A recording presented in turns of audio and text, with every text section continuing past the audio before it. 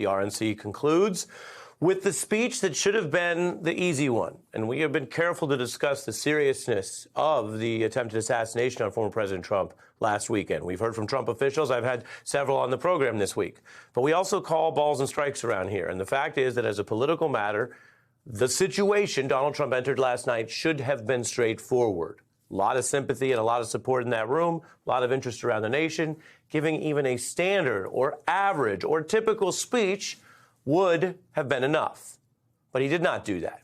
He gave a very unusual, historically long, meandering, winding speech that I can tell you is a political matter, not just on the left or the Trump resistance, but really from a lot of different sources today, we are seeing a reaction that has revived excitement, energy, even confidence among Democrats who still see this individual, now nominee Donald Trump, as eminently beatable.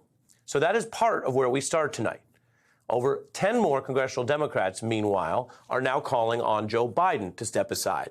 The split screen on your screen is the story of the week, certainly of last night. It is the story tonight, and it may be the story for some time to come.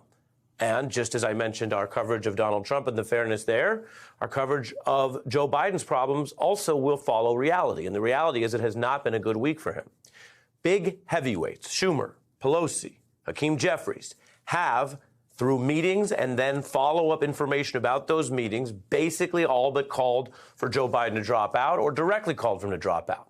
And when they haven't said exactly he should drop out, they've basically said if nothing changes, he will lose. Reuters reporting members of Biden's cabinet are also discussing this issue and whether he has an unwinnable challenge ahead and thus should cede the ground to a different candidate, which would be very, very historic. No incumbent president has ever dropped out of a race this late.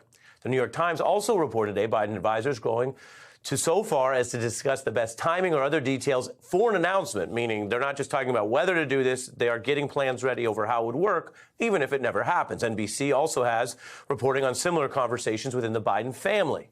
So that is some of the reporting, the leaking about what could happen. If you want the official line, the president and his campaign reiterate he is the nominee, he's staying in the race, and he's formally saying, and this is, again, news going into the weekend, that not only that, but he plans to return to the campaign trail next week as soon as it is safe for his recovery from COVID. So this is the state of play. As I said, two stories about two very different nominees and a lot of straight talk about the fact that, A, the Democrats are worried that Biden is very beatable if nothing changes, and B, there are conservatives, independents, nonpartisan experts who think that Donald Trump blew what was supposed to be a straightforward opportunity last night, giving one of the longest speeches ever on record. We also now late today got some of the ratings that show even in conservative outlets, conservative channels, I should say, people watched the beginning and turned off before he finished the speech. Now, if you're giving the speech of the week or the year, you don't want people just tuning out. But if you make them sit for 80 minutes, they might. This is the world we're in right now.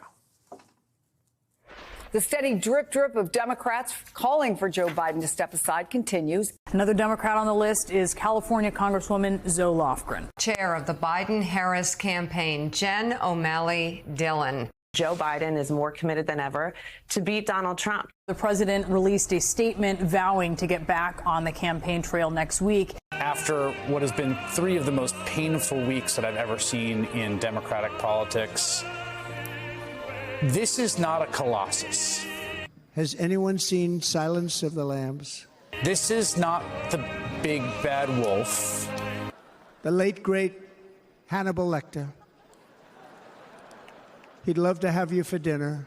The excitement is palpable, or is that soul-shaking fear?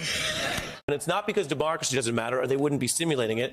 This is the first good thing that's happened to Democrats in the last 3 weeks. I've never been to a more fun convention or a convention with better vibes. The truth was powerful and they had to lie about it. Enough was enough! And I said, let Trumpomania run wild, brother! Let Trumpomania rule again! During that speech, there definitely were some folks dozing off. A few lawmakers snuck out early. He's told 25 verified lies, only 20 lies in 92 minutes. Well, he is a changed man. And it's not because the truth doesn't matter, or they wouldn't have to spend so much time lying about it. The Trump campaign had talked so much about how we were going to see a softer, more reflective Donald Trump. It's crazy, Nancy Pelosi. He couldn't keep up the act. That last voice, longtime Fox host, now at CNN, Chris Wallace. Trump couldn't keep up the act for one speech, although, again, one of the longest speeches in the history of political conventions, the longest Republican National Convention speech ever. Now, the Times writes that Trump was struggling. Politico, a nonpartisan outlet, says he derailed his own speech. CBS noted the obvious. It was meandering. The LA Times calling the entire spectacle a dud.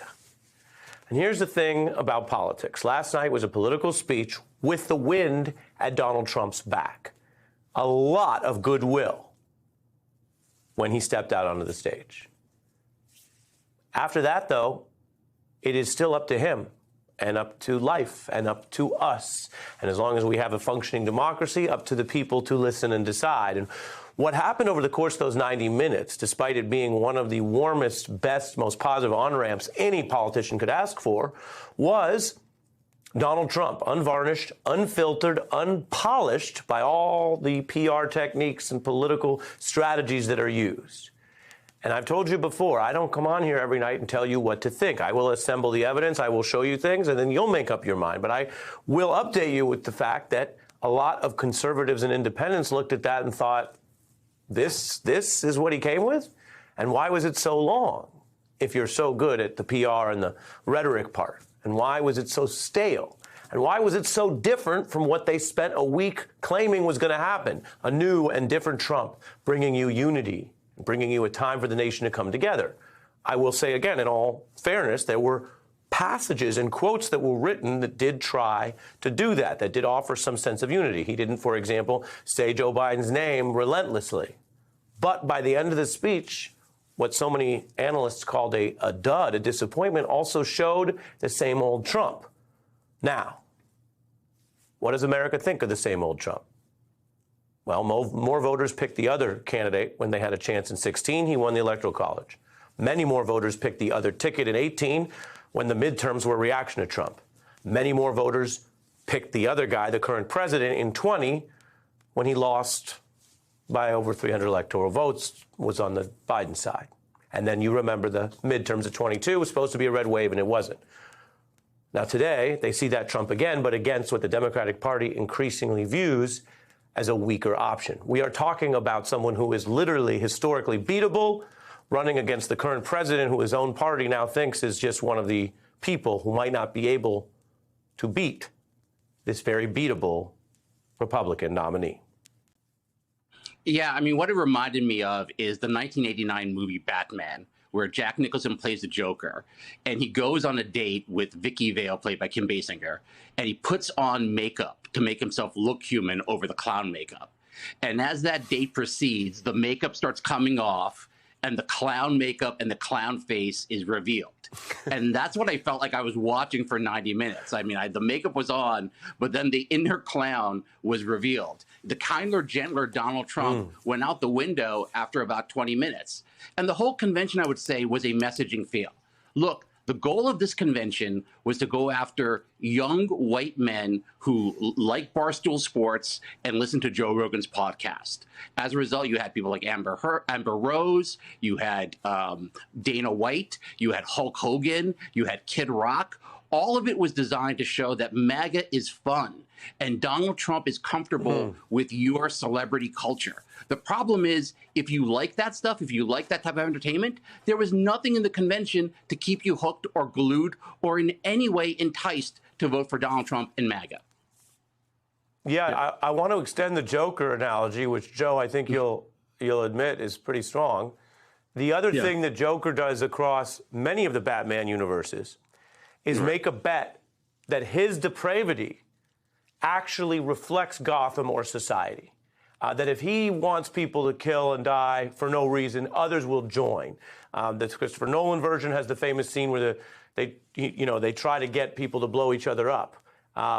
The idea that we're all as bad as the Joker. And the great uplift of that film and that universe, different versions of the film, as Che knows, is we're not. We're not as bad as our worst day. We're not as bad as the worst villain who might, for a time, have the spotlight or power. And so I wonder how that analogy that Che offers plays with the long-term speech, which in its truth, by which I mean the reality of who Donald Trump is by the end of the speech, may have hurt the message we've been told all week they were going to finish on, which was quote unquote unity, Joe. No, part of that problem is exactly what you said, Ari. The problem is when he's told to tone it down, he just comes across flat. He's unengaging. If you go through that whole part of that speech where he was saying the right stuff, there's nothing in it for him. He doesn't get excited because it's not, like you said, appealing to the worst or whatever it is that drives his followers.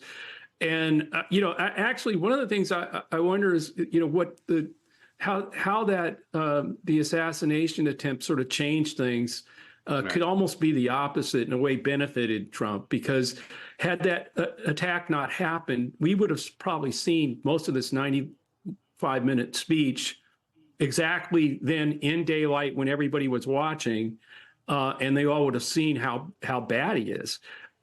Instead, he got to do this at 11 o'clock at night, and as you said, no one really watched it. Well, to be clear, people started it.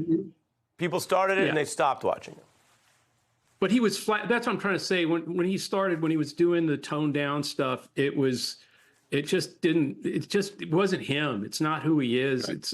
And that's going to be the problem for the next 3.5 months with him.